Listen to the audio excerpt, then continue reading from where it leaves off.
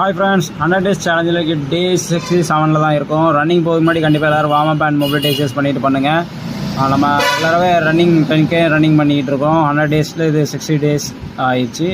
நம்ம சேனலை சப்ஸ்கிரைப் பண்ணாதே மறக்காமல் சப்ஸ்கிரைப் பண்ணிட்டு பாருங்கள். ஆல்மோஸ்ட் ரன்னிங் ஸ்டார்ட் பண்ணி ஆல்மோஸ்ட் 2 கிலோமீட்டர் கம்ப்ளீட் பண்ணியாச்சு. ரன்னிங் ரெகுலராக போனதுனால நிறைய பெனிஃபிட் இருக்குது. பிளட் சர்க்குலேஷன் உங்களுக்கு ஈஸியாக இருக்கும். நம்ம ஆல்மோஸ்ட் 2 days தான் ஆச்சு பிளட் டொனேஷன் பண்ணி. ஆல்மோஸ்ட் 5 கிலோமீட்டர் கம்ப்ளீட் பண்ணிட்டோம். ரெகுலராக 10 கிலோமீட்டர் நான் ஸ்டாப்பாக ரன்னிங் பண்ணிகிட்டு இருக்கோம். ரெகுலராக ஏன் எப்படி ப்ரோ பண்ணுறீங்க அப்படின்னு கேட்டிங்கன்னா, நம்ம ஆல்மோஸ்ட் லாஸ்ட் 4 இயர்ஸாகவே ஃபேட் லாஸ்க்காண்டி ட்ரை பண்ணி இப்போ தான் ஓரளவு நம்ம கோலை ஒரு 90% அச்சீவ் பண்ணியிருக்கிறோம்.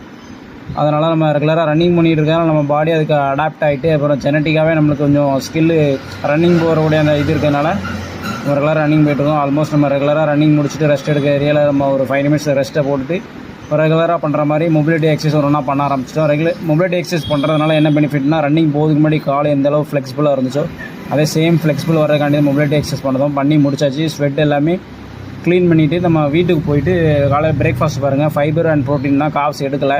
ஃபேட் லாஸில் இருக்கிறதுனால நம்ம காப்ஸ் ஒரு நேரம் லஞ்ச் மட்டும் தான் எடுக்கிறோம். நைட்டு ஒரு ஃபிஷ் ஆயிலோட டேயை கம்ப்ளீட் பண்ணுவோம்.